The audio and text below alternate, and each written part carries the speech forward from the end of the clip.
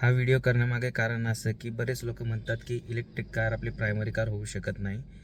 तर मी माझी पेट्रोलची ब्रेझा विकून विंडसर EV घेतलेली आहे आणि मला आत्तापर्यंत खूप चांगला एक्सपिरियन्स आलेला आहे. मला कधीच असं जाणवत नाही की इलेक्ट्रिक कार ही प्रायमरी कार होऊ शकत नाही.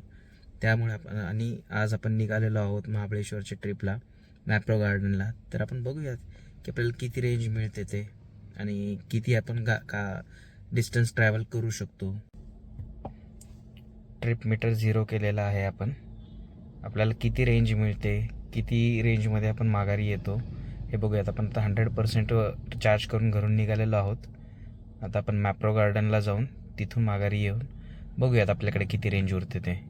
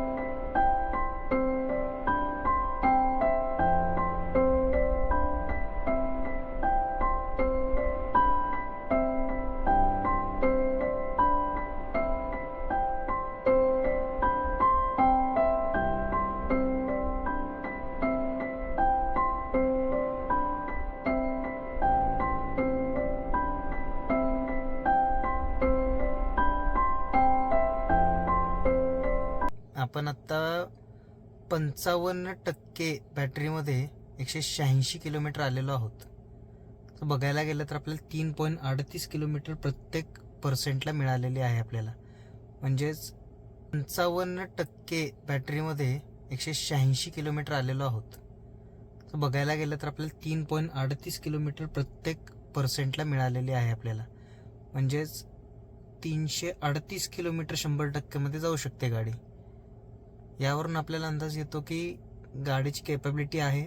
असंही नाही की मी इको मोडवरती वगैरे चालवली, मी नॉर्मल मोडवरती चालवलेली आहे. घाटामधून गेलेलो आहे, गावाच्या रस्त्याने, कच्चे रस्ते होते त्या रस्त्याने गेलो आहे, हायवेने गेलो आहे. सो सगळे मिक्स रनिंगमध्ये माझी गाडी हायवेच्या लिमिट्स 80-90 ह्या स्पीडने गेलेली आहे. गावाच्या रस्त्याने जे काय लागेल त्या, म्हणजे ॲक्च्युअलमध्ये मी काय असं रेंज काढायची म्हणून केलेलं नाही, बट तरी पण मला एवढी चांगली रेंज मिळालेली आहे. सो बघायला गेलं तर आपली गाडी ही प्रायमरी कार होऊ शकते. आपण बघितलं तर 300 किलोमीटर जरी धरलं आपण तरी पण खूप चांगली रेंज आहे. आणि आता आपण जर तुम्ही MGचा ॲप बघितलं तुम्ही तर त्याच्यावरती तुम्हाला दिसतील की प्रत्येक 70-80 किलोमीटरवरती तरी एक चार्जर आहे.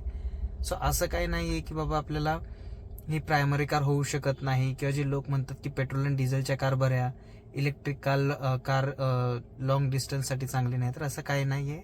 मी जेवढं अनुभव घेतलेला आहे, आत्ता तुम्ही माझं रनिंग बघितलं तर 1700च झालेलं आहे, पण मला अजूनपर्यंत कुठेच काहीच प्रॉब्लेम आलेला नाही आहे. म्हणजे आत्तापर्यंत तर माझा एक्सपिरियन्स खूप चांगला राहिलेला आहे EV सोबत. आणि मला जर विचाराल तर मी पेट्रोल डिझेलपेक्षा EV कारच प्रेफर जास्त करेल. सो हे सगळं होतं आजच्या आपल्या ट्रिपचा ओव्हरव्ह्यू.